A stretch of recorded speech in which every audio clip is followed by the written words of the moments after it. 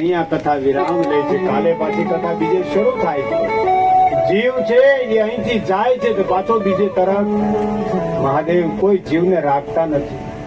કથાઓ તો અનંતા છે, કથા તો કાયમ ગવાતી આવે છે, પણ સમયને શાસ્ત્રોમાં નીતિ નિયમ પ્રમાણે સમય નક્કી કર્યો છે.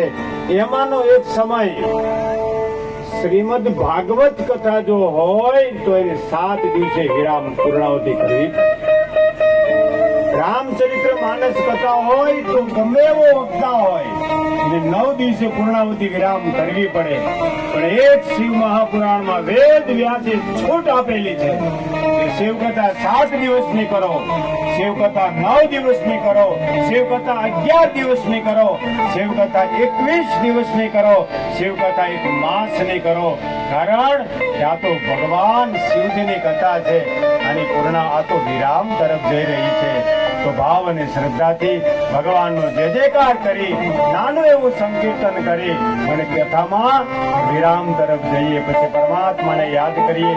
આ કથાની શુભ શરૂઆત કરી ત્યારે આપ સૌને સાથે રાખી સંકલ્પ દાદાને કર્યો હતો કે હે દાદા, અમારી આ કથામાં એક પણ જાતનો કોઈ પણ પ્રશ્ન ના આવે અને અમારું ગામ હર જ્ઞાતિ એક સાથે મળી કાન મન અને ધનથી કથાને સાંભળે અને તમે બધાએ પૂર્ણ સાથ અને સહકાર આપ્યો છે એ બદલ ગામના ખૂબ ખૂબ અમે ઋણી છીએ.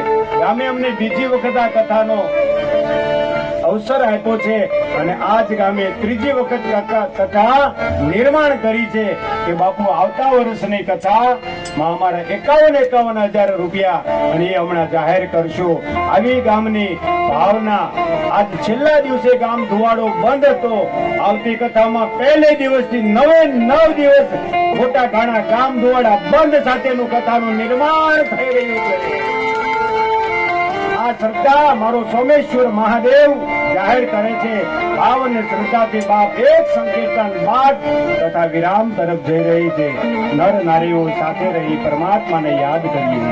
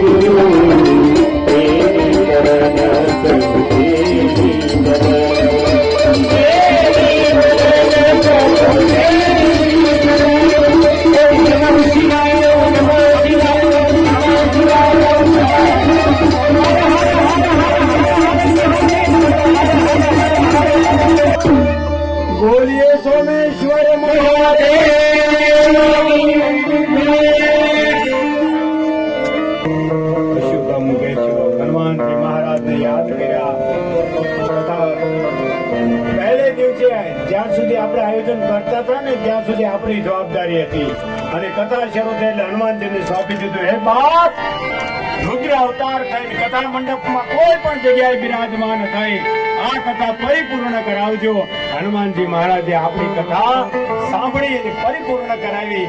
હવે હનુમાનજી મહારાજની પ્રાર્થના કરીએ, હે બાપ, અમારી આ કથામાં જાણતા અજાણતા શબ્દ દ્વારા, મન દ્વારા, વાણી દ્વારા કાંઈ બી ભૂલ થઈ હોય તો હે હનુમાનજી મહારાજ અમને માનવ જાણીને માફ કરજો બાપ.